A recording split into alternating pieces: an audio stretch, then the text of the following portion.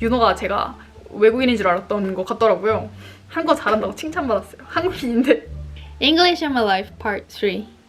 그렇게 영어 시험을 잘 보긴 했는데 제가 사실 수능을 잘 보진 않았어요. 그래도 제가 그 최저라는 친구를 가까스로 맞춰가지고 고려대학교의 문을 닫고 들어가게 됩니다. 근데 제가 고3 때부터 조금 번아웃이 왔었어요. 공부를 너무 하기가 싫고 해야 되는 이유를 잘 모르겠더라고요. 그래서 매우 하기가 싫었지만 어쨌든 수능은 봐야 되니까 이번이 마지막이다 라고 생각하고 꾸역꾸역, 아니 꾸역꾸역 안 했다니까요? 그래가지고 사탕을 버렸다니까? 그래도 어쨌든 수능이 끝나긴 끝났잖아요. 그래서 저는 당분간은 이런 괴상한 시험을 볼 일이 없을 거라고 생각을 했단 말이죠. 그런데 만만의 말씀, 천만의 말씀.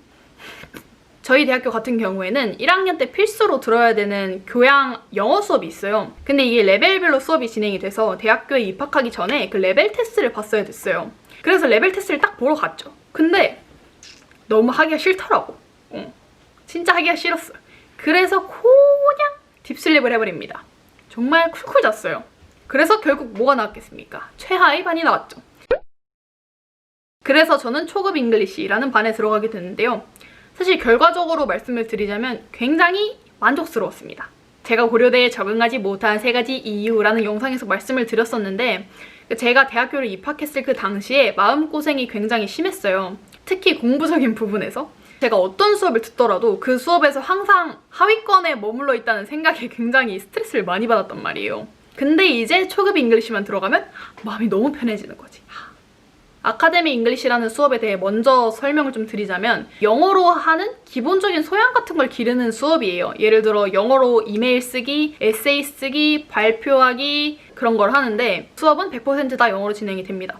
애초에 외국인 교수님과 하는 수업이고요. 1학기 때 기말고사로는 교수님과 1대1로 영어 면담을 2학기 때는 발표를 하고 질의응답을 하는 시간을 가졌었어요. 근데 1학기 때 봤던 1대1 면접 같은 경우는 제가 진짜 정확하게 기억이 남는데 저는 워낙 얘기하는 걸 좋아하니까 처음에 딱 들어가서 교수님과 굉장히 즐겁게 이렇게 대화를 하고 있었어요. 그러다가 교수님이 딱 Are you satisfied with your major? 이렇게 물어보시는 거예요. 그러니까 전공이 만족스럽냐고 이렇게 질문을 하셨는데 거기에 대답을 하다가 제가 울었어요. 진짜 엄청 울었어요. 그래서 면접이 정말 진행이 안 될 정도로 울었는데 교수님께서 걱정을 되게 많이 해주시더라고요. 아우 눈물. 안아줄까? 막 이런 얘기도 하시고 상담도 받아보라고 권유해주시고 굉장히 많이 걱정을 해주셔서 되게 기억에 남는 수업이었고요. 그리고 2학기 때 들었던 아카데미 잉글리시 같은 경우에는 교수님이 다른 분이셨는데 그 교수님도 굉장히 좋으신 분이셨어요. 정말로.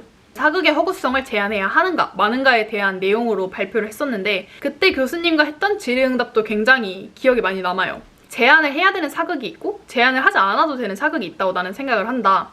대왕세종, 선덕여왕, 천추태후처럼 실제 인물들의 이름을 차용해가지고 만든 드라마들 걔네는 제한을 해야 되지만 미스터 선샤인처럼 어떤 시대적 배경만 가져와서 모든 창조된 인물들을 써가지고 만든 창작물 같은 경우에는 굳이 제한을 할 필요가 없다 라고 얘기를 하고 있었어요. 근데 교수님이 이제 그렇다면 실제 인물들의 이름을 사용해서 만든 드라마 같은 경우에는 왜 제한을 해야 하냐 그리고 거기에 대한 너의 세부적인 기준이 있다면 또 말해달라 라고 하셔서 제가 생각하기에 실제 인물들의 이름을 갖고 만든 드라마 같은 경우에는 잘못 만들었을 경우에 사람들이 그 인물에 대한 잘못된 인식을 가질 수 있기 때문에 조심을 해야 하고 그리고 세부적인 기준으로는 타임슬립이나 광해처럼 사실 얼굴이 똑같은 두 남자가 있어서 걔네가 바꿔치기 하면서 뭐 왕을 했다라는 그런 누가 봐도 말도 안 되는 그냥 웃음거리로서 사용될 수 있는 허구적 표현들은 괜찮지만 사실이 아닌 것들을 마치 진짜인 것처럼 다큐멘터리적인 느낌으로 연출이 된 것들이 잘못이 되었다고 말씀을 드렸었어요. 제가 그 발표를 한 지가 너무 오래돼서 사실 지금 말을 제대로 못하고 있는 것 같은데 그 당시에 제가 발표를 진짜 잘했어요. 왜냐면 준비를 많이 해갔었으니까 그때. 근데 사실 저는 살면서 영어로 그런 질의응답을 해본 거는 정말 처음이었거든요. 그래서 그때 되게 큰 깨달음을 얻었었어요. 아, 이 영어라는 게 어떠한 목적이 되어서는 안 되겠구나. 영어는 그냥 언어, 나의 생각과 감정을 전달하는 어떤 수단일 뿐이구나. 우리가 모두 한국인이잖아요. 그럼 모두가 한국어는 잘하겠죠. 근데 모든 한국인이 한국어로 말을 잘하나요? 그건 아니죠. 그래서 저는 단순히 영어를 잘하는 사람보다 영어로 말을 잘하는 사람이 되려면 그냥 애초에 자신이 갖고 있는 컨텐츠가 많아야겠다는 생각이 들었어요. 그러니까 나의 내면을 먼저 쌓아놔야 제가 전달하는 언어도 의미가 있을 거라고 생각이 들었다고 해야 되나? 지금까지는 대학교 수업과 관련된 저의 영어 경험과 관련된 얘기였고 이제부터는 K-pop 오타쿠로서의 제 삶에 대해서 얘기를 해드릴 건데요. 제 유튜브 피드를 보시면 좀 아실 텐데 제가 작년에 에이티즈라는 우리 친구들을 굉장히 좋아했습니다. 제가 에이티즈를 Say My Name이랑 할라할라 나왔을 때, 그러니까 2집 때부터 좋아했었어요. 그러니까 사실 되게 오래된 편이죠? 그런데 그 당시에는 에이티즈가 한국인 팬이 정말 없었어요. 그래서 그 당시에 내가 거기서 한국인 팬들과 친목을 쌓고 그러면 약간 제 덕질이 너무 딥해질 것 같다는 생각이 들더라고요. 저는 가벼운 게 좋거든요. 거기다가 K-팝을 좋아하게 된 이유로 영어와 관련된 접근성이 너무 현저하게 떨어지고 있다고 느끼고 있던 참이었어요.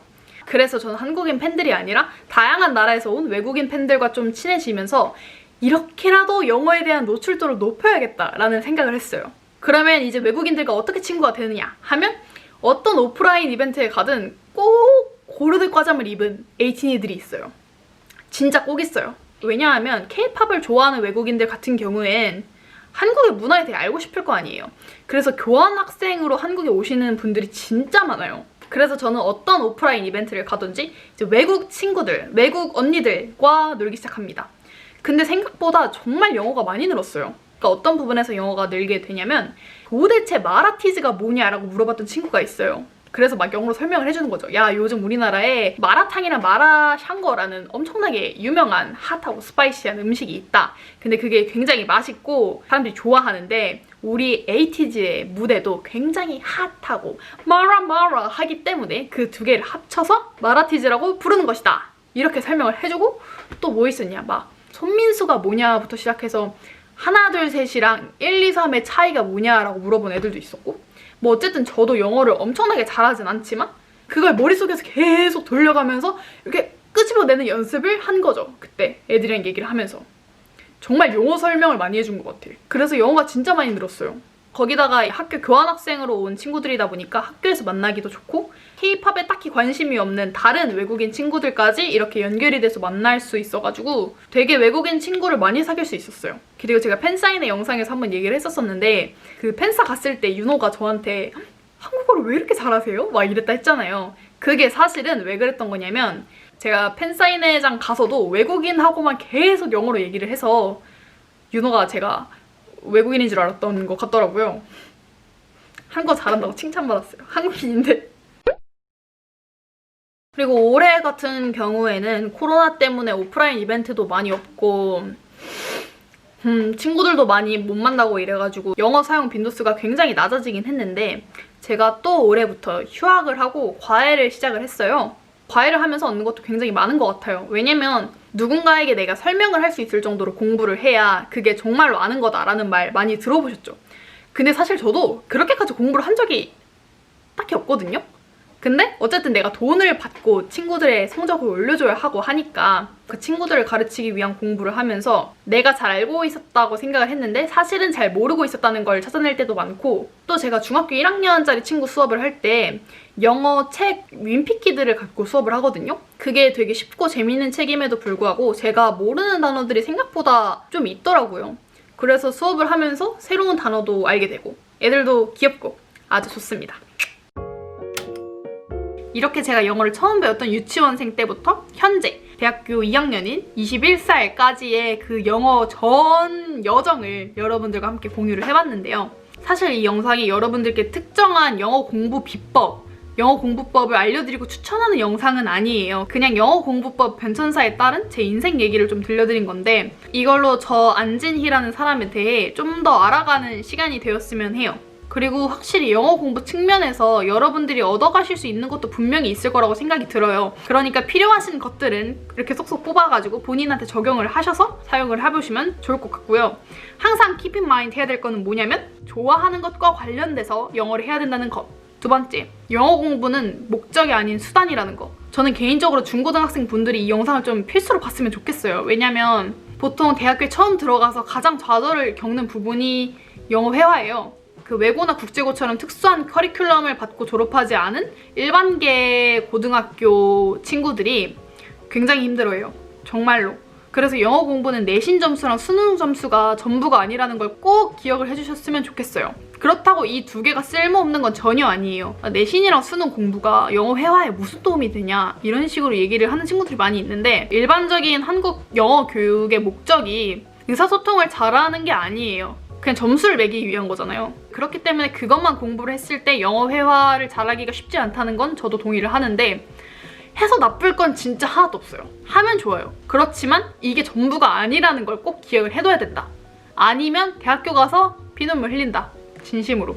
어쨌든 이번 영상이 굉장히 길어서 저도 고생을 좀 많이 했는데 이렇게 열심히 만드는데 아무도 안 보면 어떡하나 라는 생각도 좀 들었지만 이렇게 전부 다 찍고 나니까 후련하네요. 그러면 다음 영상에서 또 뵙도록 하겠습니다.